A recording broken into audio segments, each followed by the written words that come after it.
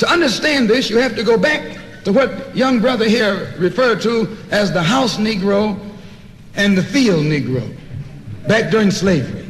There was two kinds of slaves. There was the house Negro and the field Negro. The house Negro, they lived in the house with master. They dressed pretty good. They ate good because they ate his food, what he left. They lived in the attic or the basement, but still they lived near their master. And they loved their master more than the master loved himself. They would give their life to save their master's house quicker than the master would. The house Negro, if the master said, we got a good house here, the house Negro said, yeah, we got a good house here. Whenever the master said we, he said we. That's how you can tell a house Negro. If the master's house caught on fire, the house Negro would fight harder to put the blaze out than the master would. If the master got sick, the house Negro would say, what's the matter, boss? We sick. We sick.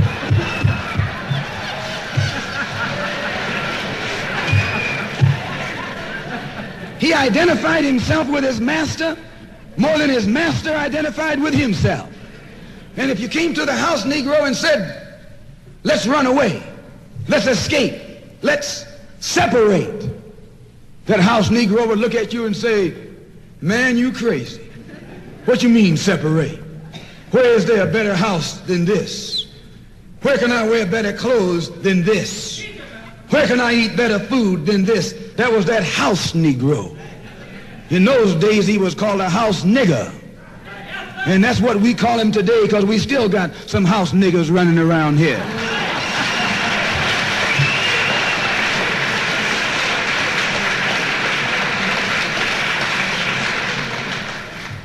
This modern house Negro loves his master. He wants to live near him. He'll pay 3 times as much as the house is worth just to live near his master. And then brag about, I'm the only Negro out here.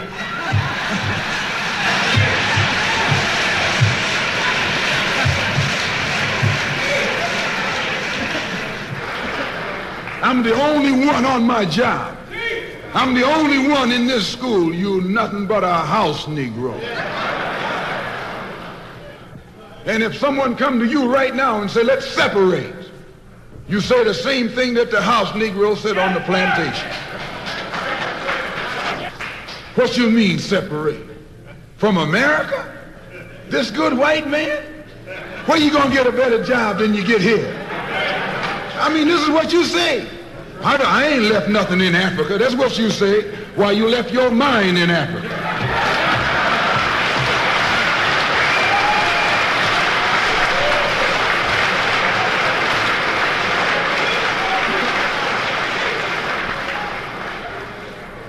On that same plantation, there was the field Negro. The field Negro, those were the masses.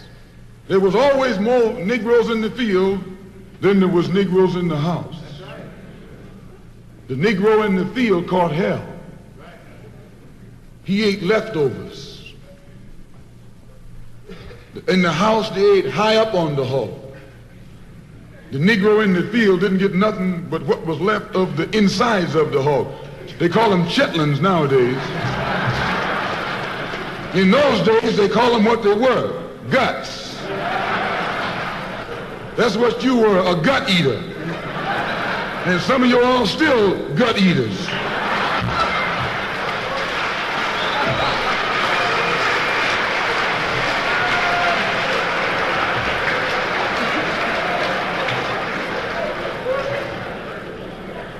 The field Negro was beaten from morning till night.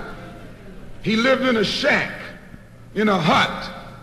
He wore cast-off clothes. And he hated his master. I say he hated his master. He was intelligent. That house Negro loved his master.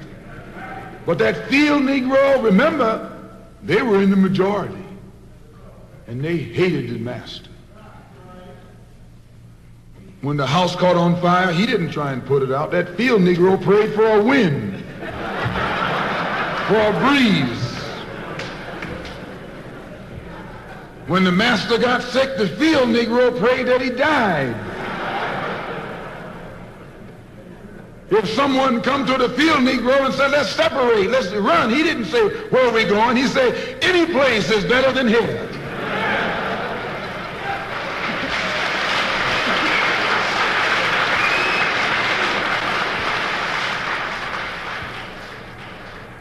You got field Negroes in America today. I'm a field Negro. The masses are the field Negroes.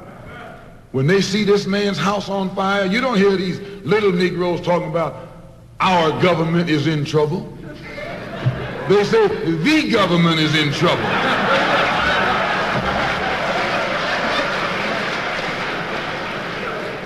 Imagine a Negro, our government. I even heard one say our astronauts. They won't even let him near the plant. And our astronauts, our Navy, that's a Negro that's out of his mind. That's a Negro that's out of his mind. Just as the slave master in that day used Tom, the house Negro, to keep the field Negroes in check, the same old slave master today has Negroes who are nothing but modern Uncle Toms, 20th century Uncle Toms, to keep you and me in check, keep us under control, keep us passive and peaceful and nonviolent. That's Tom making you nonviolent. It's like when you go to the dentist and the man is going to take your tooth. You're going to fight him when he starts pulling. So they squirt some stuff in your jaw called Novocaine to make you think they're not doing anything to you. So you sit there, and because you got all that Novocaine in your jaw, you suffer peacefully.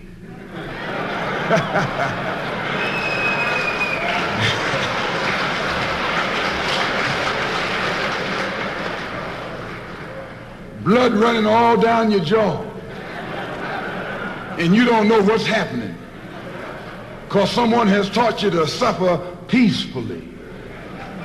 The white man do the same thing to you in the street. When he gonna want to put knots on your head and take advantage of you and don't have to be afraid of you fighting back, to keep you from fighting back, he get these old religious Uncle Toms to teach you and me. They're just like Novocaine, suffer peacefully. Don't stop suffering, just suffer peacefully. As Reverend Cleek pointed out, let your blood flow in the streets. This is a shame. And you know he's a Christian preacher. If it's a shame to him, you know what it is to me.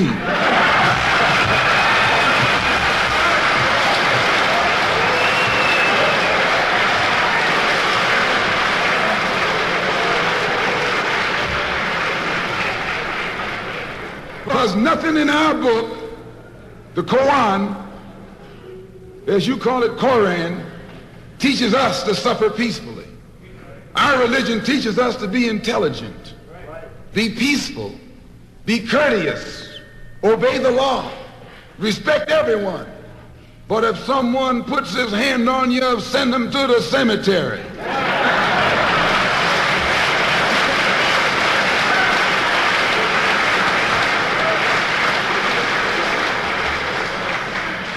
That's a good religion. In fact, that's that old-time religion.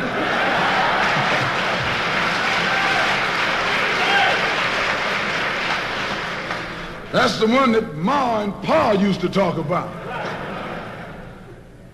An eye for an eye, and a tooth for a tooth, and a head for a head, and a life for a life. That's a good religion. And then anybody, no one resents that kind of religion being taught but a wolf who intends to make you his meal. This is the way it is with the white man in America. He's a wolf and you are sheep. Anytime a shepherd, a pastor, teach you and me not to run from the white man, and at the same time teach us don't fight the white man, he's a traitor. to you and me. Don't lay down our life all by itself. No. Preserve your life. It's the best thing you got. And if you got to give it up, let it be even Stephen.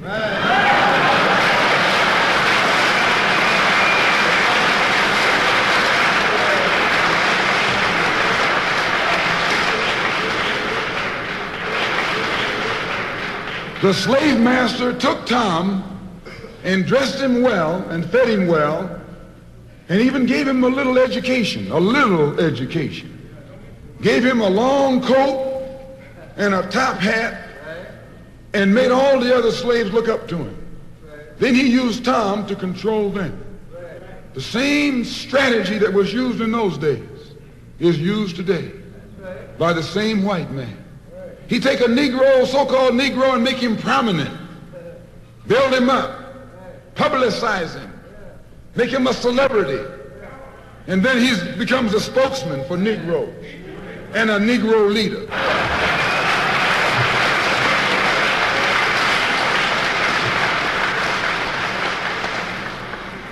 I would like to just mention one thing else quickly, and that is the method that the white man uses, how the white man uses these big guns or Negro leaders against the black revolution. They're not a part of the black revolution. They're used against the black revolution. When Martin Luther King failed to desegregate Albany, Georgia, the civil rights struggle in America reached its low point. King became bankrupt almost as a leader. Plus, even financially, the Southern Christian Leadership Conference was in financial trouble, plus it was in trouble, period, with the people when they failed to desegregate Albany, Georgia. Other Negro civil rights leaders of so-called national stature became fallen idols. As they became fallen idols, began to lose their prestige and influence, local Negro leaders began to stir up the masses. In Cambridge, Maryland, Gloria Richardson. In Danville, Virginia, and other parts of the country, local leaders began to stir up our people at the grassroots level. This was never done by these Negroes whom you recognize of national stature. They controlled you, but they never incited you or excited you. They controlled you. They contained you.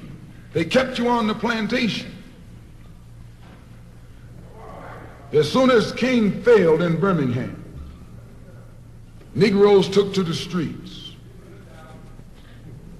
King got out and went out to California to a big rally and raised about, I don't know how many thousands of dollars. Come to Detroit and had a march and raised some more thousands of dollars. And recall, right after that, Wilkins attacked King, accused King and the Corps of starting trouble everywhere and then making the NAACP get him out of jail and spend a lot of money, and then he accused King and Corps of raising all the money and not paying it back. This happened. I got it in documented evidence in the newspaper. Roy started attacking King, and King started attacking Roy, and Farmer started attacking both of them. And as these Negroes of national stature begin to attack each other, they begin to lose their control of the Negro masses. And Negroes was out there in the streets.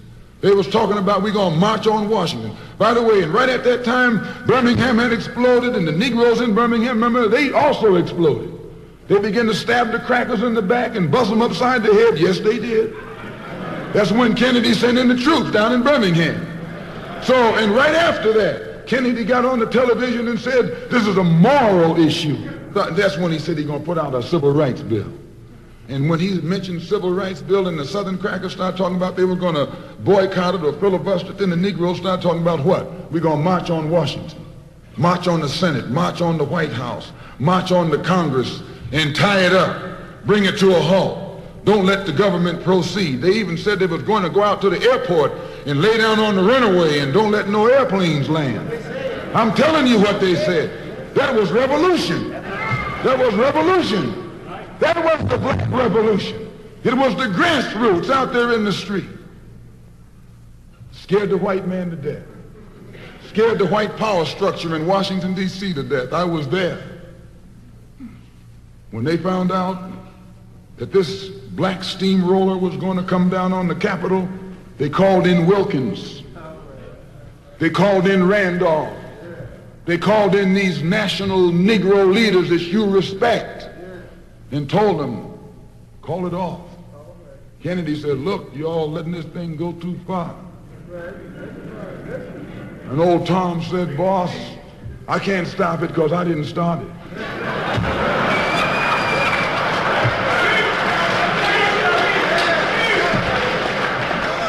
I'm telling you what they said. They said, I'm not even in it, much less at the head of it. They said, these Negroes are doing things on their own. They're running ahead of us. And that old shrewd fox, he said, well, if you all aren't in it, I'll put you in it. I'll put you at the head of it. I'll endorse it. I'll welcome it. I'll help it. I'll join it. A matter of hours went by. They had a meeting at the Carlisle Hotel in New York City. The Carlisle Hotel is owned by the Kennedy family. That's the hotel Kennedy spent the night at 2 nights ago. Belongs to his family. A philanthropic society headed by a white man named Stephen Currier called all the top civil rights leaders together at the Carlisle Hotel and told them that by you all fighting each other, you're destroying the civil rights movement. And since you're fighting over money from white liberals, let us set up what's known as the Council for United Civil Rights Leadership. Let's form this council, and all the civil rights organizations will belong to it. And we'll use it for fundraising purposes. Let me show you how tricky the white man is. And as soon as they got it formed, they elected Whitney Young as the chairman. And who you think became the co-chairman? Stephen Currier, the white man. A millionaire. Powell was talking about it down at the Cobo today. This is what he was talking about. Powell knows it happened. Randolph knows it happened. Wilkins knows it happened. King knows it happened. Every one of that so-called Big Six. They know what happened. Once they formed it, with the white man over it,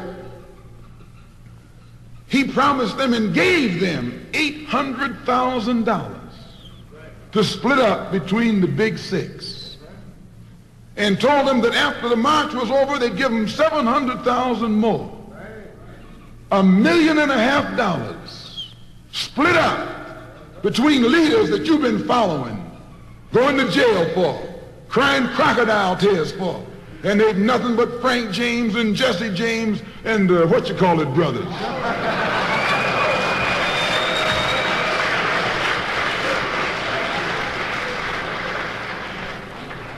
Soon as they got the setup organized, the white men made available to them top public relations experts. Opened the news media across the country at their disposal. And then they began to project these Big Six as the leaders of the march. Originally, they weren't even in the march. You was talking this march talk on Hastings Street. Is Hastings Street still here? On Hastings Street. You was talking the march talk on Lenox Avenue. And down on, Fillmore Street. And Central Avenue. And 42nd Street and 63rd Street. That's where the march talk was being talked. But the white man put the Big Six ahead of it, made them the march. They became the march. They took it over. And the first move they made after they took it over, they invited Walter Reuther, a white man. They invited a priest, a rabbi, and an old white preacher. Yes, an old white preacher. The same white element that put Kennedy in power, labor, the Catholics, the Jews, and liberal Protestants. Same clique that put Kennedy in power joined the March on Washington. It's just like when you got some coffee that's too black which means it's too strong, what you do, you integrate it with cream.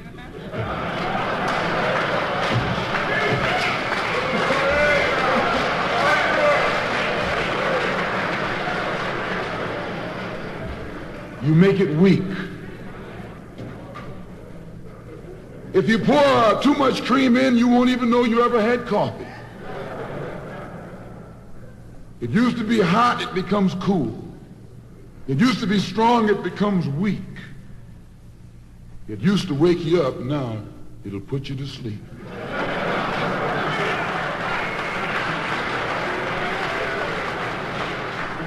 This is what they did with the March on Washington. They joined it. They didn't integrate it, they infiltrated it. They joined it, became a part of it, took it over. And as they took it over, it lost its militancy. They ceased to be angry. They ceased to be hot. They ceased to be uncompromising. Why, it even ceased to be a march. It became a picnic, a circus. Nothing but a circus with clowns and all. You had one right here in Detroit. I saw it on television with clowns leading it, white clowns and black clowns. I know you don't like what I'm saying, but I'm going to tell you anyway, because I can prove what I'm saying. If you think I'm telling you wrong, you bring me Martin Luther King and A. Philip Randolph and James Farmer and those other three, and see if they'll deny it over a microphone. No, it was a sellout. It was a takeover. When James Baldwin came in from Paris, they wouldn't let him talk because they couldn't make him go by the script. Burt Lancaster read the speech that Baldwin was supposed to make. They wouldn't let Baldwin get up there because they know Baldwin liable to say anything. They controlled it so tight, they told those Negroes what time to hit town, how to come, where to stop, what sign to carry, what song to sing, what speech they could make and what speech they couldn't make, and then told them to get out of town by sundown.